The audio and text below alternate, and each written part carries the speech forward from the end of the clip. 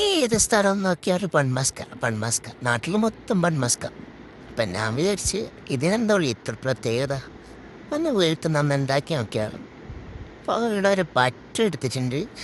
Butter എടുത്ത് പിന്നെ contents milk ഒഴിച്ച് അതിൽ 2 സ്പൂണ് മിൽക്ക് പൗഡർ ഇട്ടിട്ട് നല്ലോണം ബീറ്റ് ചെയ്തെടുക്കാം. ലാസ്റ്റ് വെള്ള എസൻസ് ഇട്ടിട്ട് ഒന്ന് ബീറ്റ് ചെയ്തെടുക്കുന്നുണ്ട്. എന്നുവെച്ചാൽ നല്ല ക്രീമായി വന്നിട്ടുണ്ട്. ക്രീം അവിടെ മാറ്റി വെക്കാം. അതിനുശേഷം നമ്മൾ ഈ ബണ്ണ് മുക്കി തിന്ന ഇറാനി ചായ വേണമല്ലോ. ഈ ഇറാനി ചായ നമ്മൾ കുക്കറിലാണ് ഉണ്ടാക്കുന്നത്. കുക്കറിൽ കുറച്ച് വെള്ളം ഒഴിച്ച് കുറച്ച് പഞ്ചസാര ഇടാം, മധുരത്തിനനുസരിച്ചിട്ട് പഞ്ചസാര ഇടാം. പിന്നെ നല്ല കടുപ്പമുള്ള തേയിലപ്പൊടിയാണ് ഇടേണ്ടത്.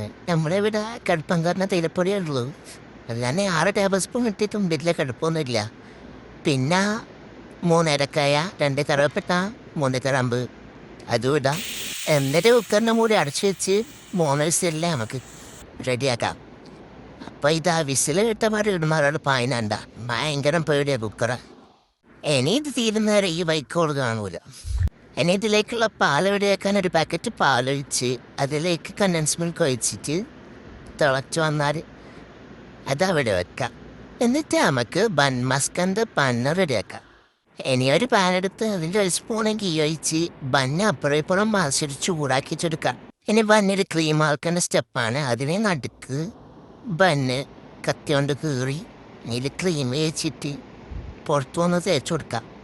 ഇങ്ങനെയാണ് ബൺമസ്ക് ഉണ്ടാവാറ്.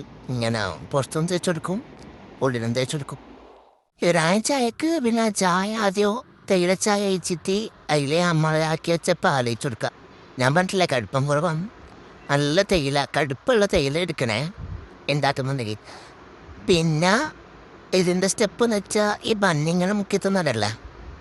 പിന്നെ ബണ്ണിങ്ങനെ മുക്കി തിന്ന നല്ല ടേസ്റ്റ് തന്നെ. ഒരു പ്രാവശ്യം നമുക്ക് തിന്നാം, നല്ല മസ്താ. ഇനി ബൺമസ്കാന്നത പേരുണ്ട്, ബൺമസ്താണ്. അങ്ങനത്തെ മസ്റ്റ് കിട്ടിനി ബണ്ണ് തിന്നേരോ. ഈടാൻ്റെ ചെറുതിനത് ഇഷ്ടപ്പെട്ടു. സൂപ്പർ എന്നെല്ലാം പറയുന്നുണ്ട്.